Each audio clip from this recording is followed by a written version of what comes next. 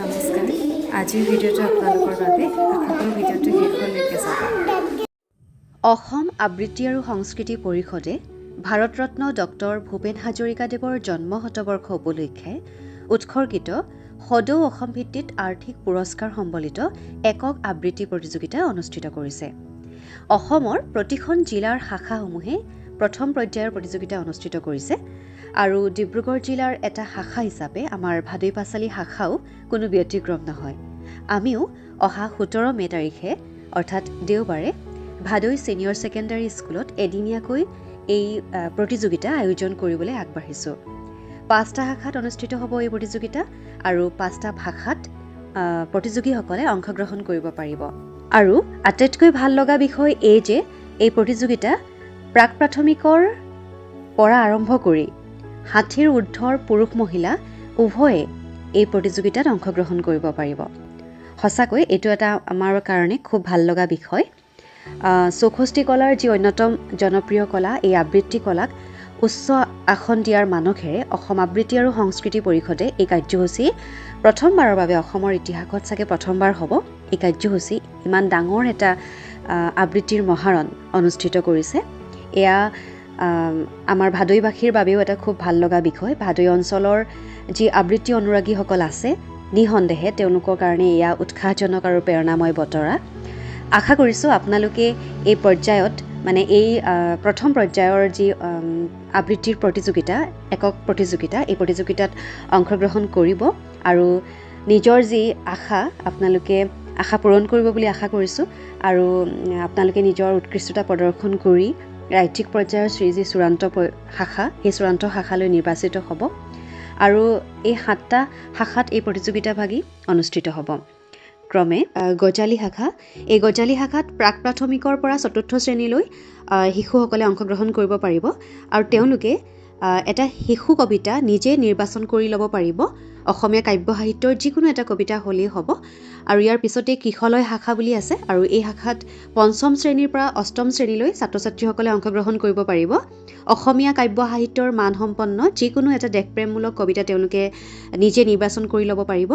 ইয়াৰ পিছতে জোনাকী শাখা বুলিও আছে। জোনাকী শাখাত 9ম শ্ৰেণীৰ পৰা দ্বাদশ শ্ৰেণীলৈ ছাত্ৰ ছাত্ৰীসকলে অংশগ্ৰহণ কৰিব পাৰিব আৰু এই প্ৰতিযোগীসকলে ভাৰতৰত্ন ডক্টৰ ভূপেন হাজৰিকাৰ দ্বাৰা ৰচিত অথবা ডক্টৰ ভূপেন হাজৰিকা বিষয়ত যিকোনো এটা মানসম্পন্ন কবিতা বা জুবিন গাৰ্গৰ দ্বাৰা ৰচিত অথবা জুবিন গাৰ্গ সম্পৰ্কীয় মানসম্পন্ন এটা কবিতা নিজে নিৰ্বাচন কৰি আবৃত্তি কৰিব লাগিব।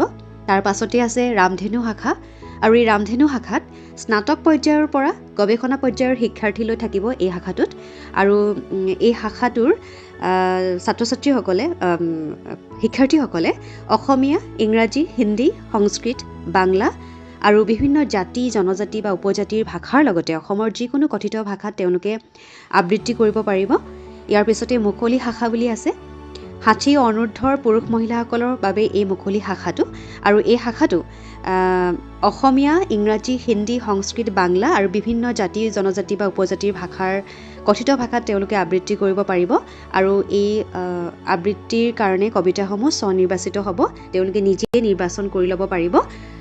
আৰু ইয়াৰ পিছতে প্ৰশিক্ষক শাখা বুলি আছে আৰু এই শাখাত যোৱা বছৰ মৃত্যুঞ্জয় গানৰ যি প্ৰশিক্ষণ ল'বৰ কাৰণে গুৱাহাটীলৈ গৈছিলে আৰু তেওঁলোকেই এই শাখাত অংশগ্ৰহণ কৰিব পাৰিব আৰু তেওঁলোকে স্বনিৰ্বাচিত যিকোনো এটা কবিতা ল'ব পাৰিব। তেওঁলোকে অসমীয়া, ইংৰাজী, হিন্দী, সংস্কৃত, বাংলা বা বিভিন্ন জাতি জনজাতি বা উপজাতিৰ যিকোনো কথিত ভাষাত তেওঁলোকে আবৃত্তি কৰিব পাৰিব আৰু এই শাখাত কেৱল প্ৰশিক্ষকসকলেহে অংশগ্ৰহণ কৰিব পাৰিব।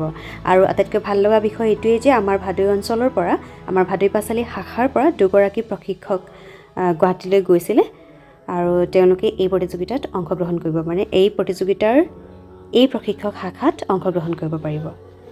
তেওঁলোকেও স্বনিৰ্বাচিত যিকোনো এটা মানসম্পন্ন কবিতা ল'ব পাৰিব আৰু ভাষাকেইটাও একেই, অসমীয়া, ইংৰাজী, হিন্দী, সংস্কৃত আৰু বাংলা আৰু বিভিন্ন জাতি জনজাতি বা উপজাতিৰ কথিত ভাষাটো তেওঁলোকে আবৃত্তি কৰিব পাৰিব।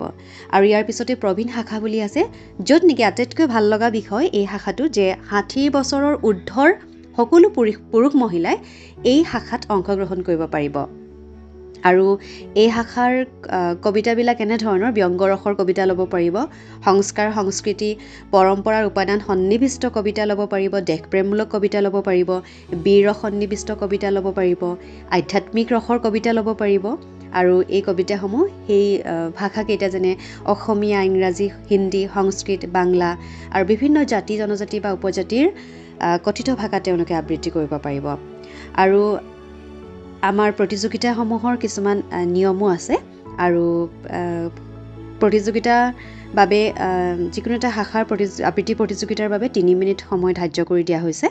আৰু তেওঁলোকে যিকেইটা কবিতা আবৃত্তি যিটো কবিতা আবৃত্তি কৰিব পাৰিব সেই কবিতাটোৰ 4টাকৈ প্ৰতিলিপি আমাৰ বিচাৰকৰ হাতত জমা দিব লাগিব।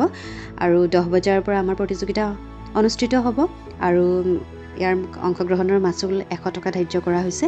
আৰু প্ৰতিযোগিতাত অংশগ্ৰহণ কৰিবৰ কাৰণে আপোনালোকে নামভৰ্তি কৰিব পাৰিব 7 তাৰিখৰ পৰা 16 তাৰিখলৈকে।